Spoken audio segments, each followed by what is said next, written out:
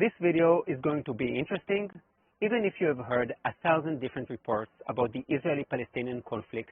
I promise you that this will give you a new perspective. I will be talking about the settlements, the occupation, the two-state solution, Islam, Jerusalem, the solution, and a whole lot more. Before I break down the Palestinian narrative, a small trigger warning. I like facts.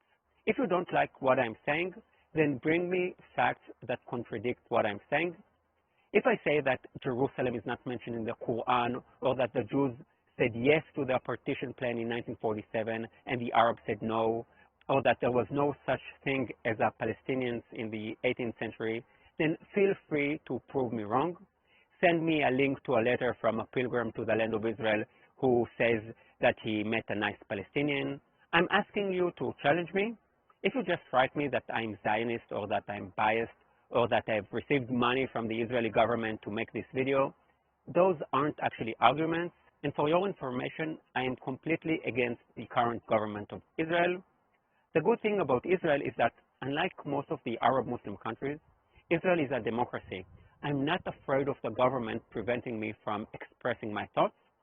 Israel is not Iran or Syria or Egypt or Saudi Arabia or Gaza, and I don't delete comments.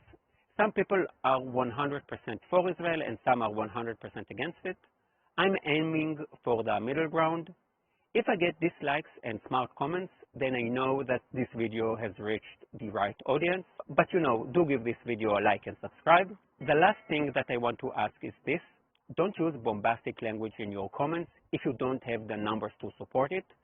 Ethnic cleansing is a very powerful expression. If in 1948 there were around 700,000 Palestinians and today there are 7 million in the land of Israel, you can't really use this term. However, if you want to use the words ethnic cleansing, you can do so to describe what happened to the Jews in Arab countries. In Morocco in 1948, there were 265,000 Jews. Today there are around 2,000. In Iraq, there were 135,000 Jews in 1948. Today there are fewer than 10. Algeria used to be home to 140,000 Jews. Today there are fewer than 50, and I can go on. It is Muslim countries who perpetrated ethnic cleansing on the Jews. But this statement doesn't quite cover what has been happening. Muslims have been doing this to all minorities, not only to the Jews. If you zoom out, you will see that 100 years ago, there were many Christian communities and other small ethnic groups in the Middle East. They are all being wiped out by Muslims. For some reason, the Western world, the Christian world, doesn't want to talk about it.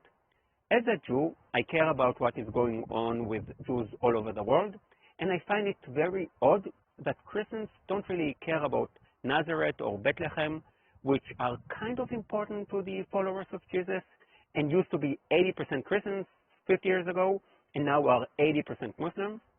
The same goes for Christians in Syria, Lebanon, and Egypt. In Nigeria, Muslim organizations have murdered thousands of Christians. 2 million Christians have fled Iraq and become refugees in the last 2 decades, but no one seems to care about them, neither the media nor the universities. Everyone is obsessed with the Palestinian refugees. Did you know that the UN has 2 agencies for refugees, one for hundreds of millions of refugees all over the world, and another one called UNRWA, which is only for the most privileged refugees on earth, the Palestinians? Don't just take my word for it. Check it out for yourself. So let's talk about the story the Palestinians like to tell and the media like to repeat. The Palestinians lived in Palestine for hundreds of years. They lived peacefully alongside a small Jewish minority until the rise of Zionism, a colonialist movement which, under the umbrella of the European imperial powers, started kicking the Palestinians out of their land and homes, causing the current situation. And now for the facts. In the long history of the land of Israel, there was never such a thing as a Palestinian people until the 20th century. Millions of pilgrims have come to the land of Israel over the last 3,000 years. They've come across Jews, Arab, Christians, Muslims, Druze, Turks. They've never met a Palestinian. Now you might say, regardless of whether they have existed as a nation, all people should enjoy human rights and all people should have the right to identify themselves as they wish. And I agree. You have the right to identify yourself however you like, but you don't have the right to reinvent history. And the history of the region is very clear. This is probably the most documented piece of land on the planet. There is a very good book, a very ancient and popular book about the connections of the Jews to Judea. It is called the Bible. Now, wait. I know what you are thinking. He's going to say that God gave this land to the Jews. And no, if you believe that God gave this land to the Jews, great. And if not, also great. The undeniable point is that there is a strong connection between the Jews and the land of Israel. There are thousands of books from the last 3,000 years that write about Jews and the land of Israel. And in archaeological digs, we find Jewish coins, Jewish texts, and Jewish artifacts. There isn't a single book or piece of archaeological evidence that point to a Palestinian people. You don't like what I'm saying? Then prove me wrong. But it is much more than that. The connection of Christian and Muslim to Jerusalem is based on the Jewish connection. Jesus was Jewish, and the connection of Muslims to Jerusalem is also based on the Jews. Let me explain. I will go even further and say that Jerusalem was never the capital of a Muslim empire. It was always Cairo, Damascus, or Baghdad. Jerusalem was mostly important to the Muslims when they were fighting against the Jews or the Christians. Under Muslim rule, Jerusalem was often a very neglected city. This makes sense as Jerusalem, which is mentioned some 600 times in the Jewish Bible, isn't even mentioned once in the Quran. Chapter 17 of the Quran talks about the night journey of Muhammad. He ascended from Al-Aqsa, which means the most faraway mosque. How did it come to be associated with Jerusalem? In order to understand this, you need to go back to the Jews. The Jews had two temples on what is now known as Temple Mount. The temples were located on the holiest site for the Jews, which is the top of Mount Moriah. The first temple was destroyed by the Babylonians, and the second was destroyed by the Roman Empire. 60 years after the Romans destroyed the temple, the Jews rebelled again, and the Romans changed the name of the region from Judea to Palestina, and this is how the name came to be. It was intended to disconnect the Jews from the name Judea. 700 years after the destruction of the temple, the Muslims colonized the land of Israel and said that Muhammad ascended to heaven from the place where the Jewish temples stood.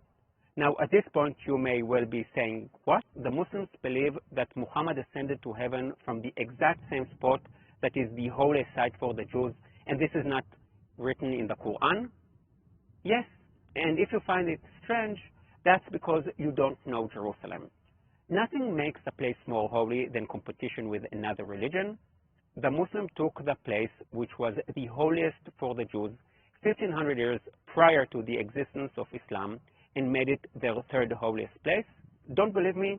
Here is a pamphlet of the Waqf, the Muslim authorities, that say that this is the location of the Temple of King Solomon. Although what I'm saying here is very basic history, there is a good chance you don't know about it, and I don't blame you. You hear so much about the conflict, but the media tends to forget the basics. Jerusalem was always the center of Jewish life. Muslims turn their back on Jerusalem when they pray towards Mecca, and Jews pray towards Jerusalem. When Jews get married, part of the ceremony is to say that we will never forget Jerusalem. Jews have almost always lived in Jerusalem, even under the harshest conditions. Since the 13th century, the Muslims haven't allowed the Jews to pray at their holiest site, the Temple Mount, and the Jews have had to pay extra taxes and suffer harassment. They have even had to pay the Muslims a fee to pray at the Western Wall, the closest to the Temple Mount they were allowed to pray. The Islamization of Jewish sites hasn't only happened in Jerusalem. In Hebron, one of 4 cities that are holy to the Jews, there is the Cave of the Patriarchs, which according to tradition is the place where Abraham was buried. To humiliate the Jews, Muslims didn't allow them to enter the building, and Jews were only allowed to walk up to the 7th step. Only in 1967, when Israel liberated Hebron, were Jews allowed for the first time in 700 years to enter the second holiest place for Jews. Why do I say liberated Hebron and not conquered? I will get to that in a minute. And now we get to the interesting part, the 19th century and Zionism. Jews have always migrated, or as we say in Hebrew, gone up to the land of Israel. In the 17th and 18th centuries, Jews came from all over the Jewish world, from Europe, from North Africa, from Yemen, in small numbers due to the harsh conditions, but there was always a steady movement of Jews coming to Israel. The first Zionist Congress was held in 1897, but 50 years beforehand, in the 1850s, there were more Jews than Muslims in Jerusalem. In the rest of the land, yes, there were more Muslims, but it is important to know that even before the start of the Zionist movement, there were dozens of Jewish settlements in the land of Israel. In the last decades of the Ottoman Empire, as in all empires, there were lots of different groups. Some groups got bigger with time, some smaller, some bought land, some sold land. Many European powers bought land for institutions, and some groups, mostly Germans and Americans, settled in the land of Israel to speed up the second coming of Jesus. Many different groups. None of the groups use the word Palestinian to describe themselves. The first Zionist Congress took place in 1897. The Zionist movement was a national movement, not a colonialist or an imperialist movement, but a national one of many. This was the age of the fall of empires, the German Empire, the Austro-Hungarian Empire, and the Ottoman Empire, and of the rise of national movements. And the Zionist movement was the national movement of the Jews. It is as simple as that. In the first half of the 20th century, millions of people moved from one place to another to create nation-states. What's special about the Jews is that they never stole or used violence to take any land in the land of Israel. I'm always getting comments from Muslims and pro-Palestinians about Jews stealing the land from the local Arabs. Here is a challenge for you. Give me the name of one village that the Jews stole from the Arabs from the 7th century, when the Arab Caliphate colonized the land of Israel, until 1947, when the Arabs started a war to wipe out the Jews. From the year 636 till 1947, not a single square foot was stolen by the Jews. Again, if you don't like what I'm saying, then prove me wrong. Give me the names of villages that Jews stole prior to the War of Independence. On the other hand, I can give you lots of names of Jewish villages that Arabs, or Palestinians if you will, destroyed before 1948. Take Hebron, for example. Jews lived in Hebron for hundreds of years. In 1929, the Arabs, not 1 or 10, but whole gangs of Arabs, murdered 70 Jews, and the ancient Jewish settlement had to be abandoned until it was brought back into Jewish hands in 1967. You want more names of Jewish villages that were abandoned because of Arab violence? Here are some more. Many were rebuilt after a few years. The Arabs used violence against Jewish civilians in the land of Israel many years before the occupation and many years before the land of Israel was established. And by the way, they didn't only use violence against the Jews. Christians suffered as well. Remember the German and American settlements I told you about? They suffered as well. The family of John Steinbeck, the American novelist, had a farm outside Jaffa, or at least they had it until Arabs broke in and murdered Steinbeck's great uncle and sexually assaulted his wife and his daughter. Here is an interesting anecdote. Two other great American novelists, Mark Twain and Herman Melville, visited the land of Israel, and like hundreds of other pilgrims, they wrote about how neglected the land was, and many wrote about how violent the local Arabs were. From 1970 till 1948, the British and the French were in control of the Middle East. The Jews blamed the British for being pro-Arab, and the Arabs blamed the British for being pro-Jewish. I will tell it as it was. The British were pro-British. They had two main interests in the region: to have oil flowing from Iraq to the port of Haifa, and to ensure the Suez Canal remained open. And because both of these interests lay in the hands of the Arabs, they were pro-Arab. Today it is very fashionable to be against colonial powers, and of course they did do a lot of damage, but I find it absurd that pro-Palestinians are anti-colonial, as it was the Roman Empire that gave the name Palestine to the area, and the British Empire that gave it its borders. When the British and the French drew lines on maps, they invented two nations that never existed before, the Palestinians and the Jordanians. Another fact that is often overlooked is that pro-Palestinians are always talking about Jewish immigrants coming from Europe. No one talks about the Arabs who came to the land of Israel. Hundreds of thousands of Arabs from Egypt, Syria, and other places entered the land of Israel in the 1930s and 40s to work for the British and are now seen as native Palestinians. It is hard to estimate the number of Arabs who entered the land of Israel between 1917 to 1947 to work for the British, as the borders were open, but the number is in the hundreds of thousands. Probably about half of the population of Gaza came to the land of Israel during the British Mandate time. Their last names usually hint towards the actual origin of the family. I find it absurd that people like my great-grandmother, who came to Israel from Eastern Europe in the 1920s after dreaming about a Jewish homeland for generations, are seen as white colonialists, while Egyptians who came to work for the British in 1945 are seen as native Palestinians. Now you might be saying, who cares where they came from and if they have been here for generations? They have the right to self-determination. And again, I agree. In 1947, the UN proposed the division of the land into a Jewish state and an Arab state. The Jews said yes, and the Arabs said no, and then started a war in a bid to eliminate the Jews.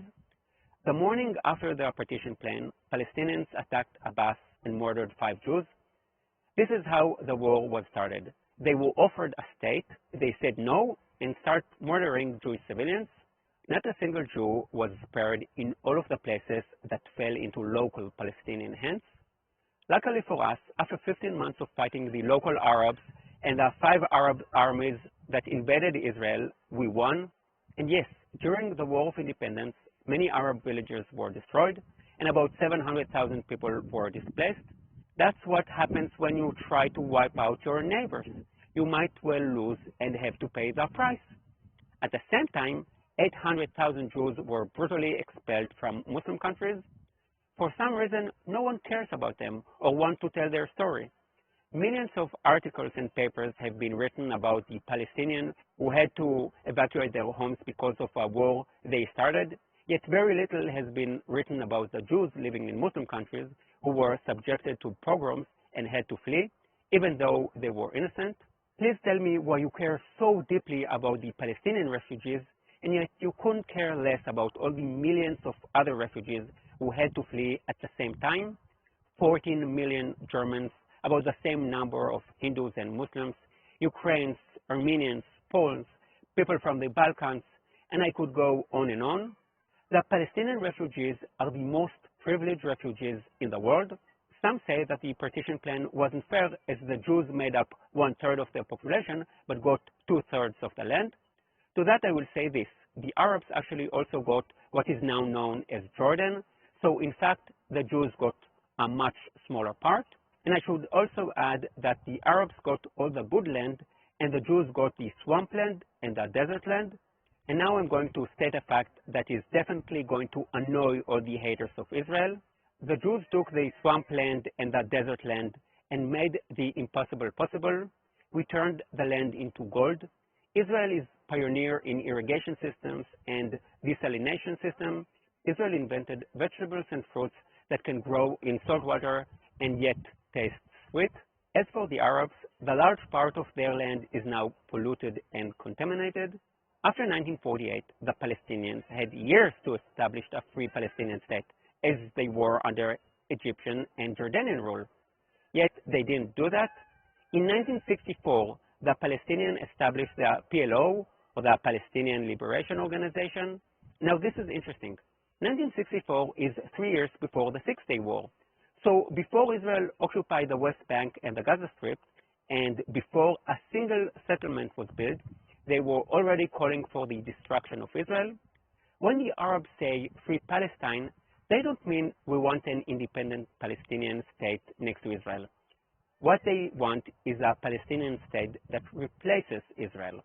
The Palestinians kept rejecting all offers made to them from 1947 till 2008, when Ehud Olmert, the Israeli Prime Minister, offered the Palestinians all the West Bank and East Jerusalem as their capital. They said no to every offer that was made to them, invested all the money they received from the world in terror, and then cried that they were their victims. The Palestinians do have a harder life than we Israelis, but they only have themselves to blame. So what is the solution? When will there be peace? Not in the near future, because this conflict is not about the land. I've already told you that even before the Six-Day War and even before 1948, the Palestinians were trying to wipe out the Jews.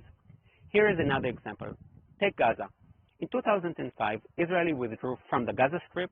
Gaza is an Israeli and Jew-free area. The Palestinians get more money than any other group on the planet, from the US, from the European Union, from Arab countries, from the UN. And what do they do with this money? Infrastructure, education? No. They build tunnels and buy weapons to kill Jews. Why do they do that? The Hamas constitution makes it very clear. The first sentence is, Israel will exist until Islam wipes it out. It doesn't say we want peace.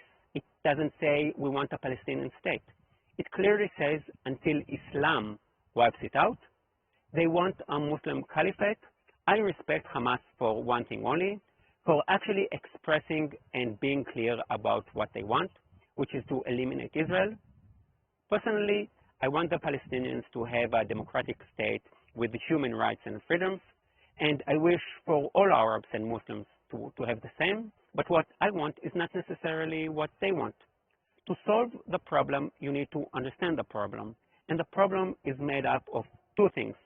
One which Westerners don't understand anymore, religion, and one which Westerners don't want to talk about, values. Religion plays no role at all in European politics.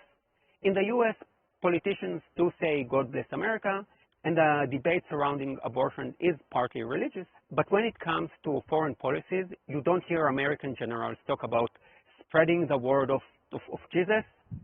In the Muslim world, it is very different. When Arabs kill Jews at a music festival, or Christians in a school in Nigeria, or one another in Syria, Yemen, Libya, what is it they shout? Allahu Akbar, God is great. Jihad is a religious war against the infidels.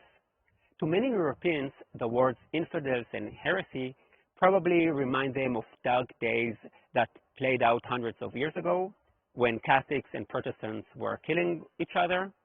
Sadly, this is still the situation in some parts of the Muslim world. Just think about the organizations you hear about in the Muslim world: Hamas, Hezbollah, Islamic Jihad, ISIS, Al-Qaeda, Boko Haram, the Taliban. These aren't national organizations. They are all religious organizations. Now let's talk about the bigger issue, values. Lots of people run from this as if they were running from fire, because the biggest concern is potentially being called a racist. I want to be 100% clear here, although I know that some will do their best to misunderstand me.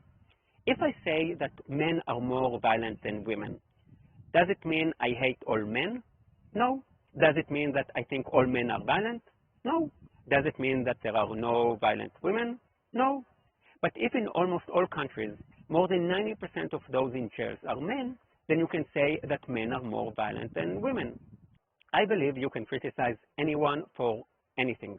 You can criticize me as a Jew, as an Israeli, as a man, as a tour guide. You can criticize me for things I can't change, like my identity, and for the things I chose, like my profession, the music I like, the fact that I'm a father. My identity is comprised of thousands of different aspects, and you can criticize any one of them, and I can agree or disagree. I can say, true, Israelis aren't very polite and they don't know how to form a queue, but I'm different.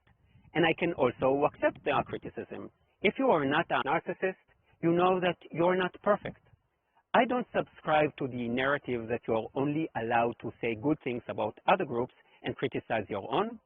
I actually want to be criticized. I want to be made to think, to be made to improve my ways. The Me Too movement made me rethink the way I interact with women and made me more aware of the language I use. I criticize all groups, Americans, Germans, Britney Spears fans, ultra-Orthodox Jews, women, Gen Z, and Muslims. I even criticize the most dangerous group of all, Israeli mothers. If a teacher writes that she is sick, there is no need for 30 get-well-soon messages. You don't show that you care by writing a message. You're just spamming my WhatsApp. If there were peace in all of the Middle East and only the Arab Muslim Palestinians were resorting to violence, I would say, okay, maybe we are in the wrong. But if the Palestinians were using violence before 1967 and before 1948, and almost all of the Arab Muslim countries are dictatorships with high levels of violence and low levels of human rights, then maybe there's really a problem here. I'm also getting comments from Muslims blaming colonialism and the Americans for all the problems in the Muslim world.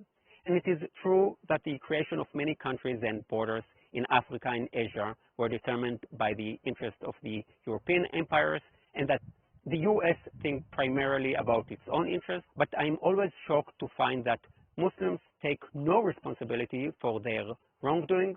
The fact that most of the Muslim countries aren't democratic has nothing to do with the US. The fact that 17 of the 20 most dangerous countries for the LGBTQ community are Muslims has nothing to do with colonialism. The fact that almost all of the most dangerous places in the world to be Christians are Muslim has nothing to do with imperialism. The Muslim world is huge. It has a lot of oil, and its failure has very little to do with colonialism. Look at the Jews. 1/3 of them were murdered by the Nazis. Israel has no oil, and it is surrounded by enemies, and yet we are successful. And it's not because of American money. Most of that money has to be used to buy military equipment from American companies. And besides, the Palestinians get way more money. We are successful because we are open-minded, think outside the box, invest in education, and are not violent. This is true outside the Middle East too. Look at Arab Muslim communities in Europe. If there were violent riots in Paris or Sweden, Rotterdam or London, would it be in the Jewish neighborhoods or the Arab neighborhoods? Peace will only come when the Arabs change their values, when Muslim countries become democratic, when all of the different groups in Syria stop killing one another, when Iranian women are free to cover or not cover their hair, when gay men are not thrown from rooftops in Gaza or thrown into jail by the PLO, when the Christian population stops shrinking in the Middle East, and when the Israeli Arabs stop killing one another, then and only then will there be true peace. Please like and share this video with any friend who needs to see this. I have much more to say about this topic, so please write a comment. If you find it interesting, please consider supporting my work. All the details are below. Yalla bye.